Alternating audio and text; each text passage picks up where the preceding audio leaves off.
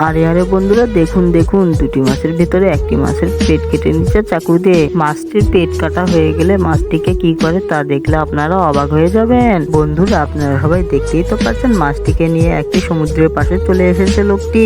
আসার পরে লোকটি একটি মাছকে গর্তের ভিতর ফেলে দিয়ে দেয়। তারপরে ওই লোকটি ওই মাছটিকে দুই ভাগে ভাগ করে গর্তের ভিতর ফেলে দিয়ে দেয়। মাছ দুটিকে গর্তের ভিতর ফালানো হয়ে গেলে তারপরের দিন কিছু মেশিন নিয়ে আসে লোকটি। মেশিনগুলো নিয়ে আসা হয়ে গেলে একটি একটি করে মেশিনগুলো সেট করতে শুরু করে দেয়। মেশিনগুলো সেট করা হয়ে গেলে মেশিনের ভিতরে কিছু পেট্রোল দিয়ে মেশিনগুলো স্টার্ট করে দিয়ে দেয় লোকটি। সেই গর্তের ভিতর থেকে কি এমন একটি ভয়ঙ্কর প্রাণী ধরা পড়ে তা দেখলে আপনাদের চোখ কপালে উঠে যাবে। তার আগে হে আল্লাহ, তোমার এই পবিত্র কাবা শরীফ দেখে যারা যারা লাইক শেয়ার সাবস্ক্রাইব করবে তাদেরকে তুমি হজ করার তৌফিক দান করে দাও। আর যারা লাইক শেয়ার সাবস্ক্রাইব করেনি তাদেরকেও তুমি হজ করার তৌফিক দান করে দাও। অবশ্যই আপনারা কাবা শরীফটা দেখে আমিন লিখে যাবেন। বন্ধুরা, সেই গর্তের ভিতর পানির শাখা শেষ হয়ে গেলে সেই গর্ত থেকে একটি অক্টোপাস ধরতে পায় লোকটি। সেই অক্টোপাসটিকে রাখা হয়ে গেলে আরেকটি জিনিসকে দেখতে পায় লোকটি। বন্ধুরা, সেই জিনিসটা হলো একটি মাছ। এই মাছটির নাম কে কে জানেন তারা কমেন্টে মাছটির নাম বলে যাবেন। তো বন্ধুরা, ভিডিওটি বেশি বড় হওয়ার কারণে পার্ট 2 লিখে অবশ্যই কমেন্ট করবেন।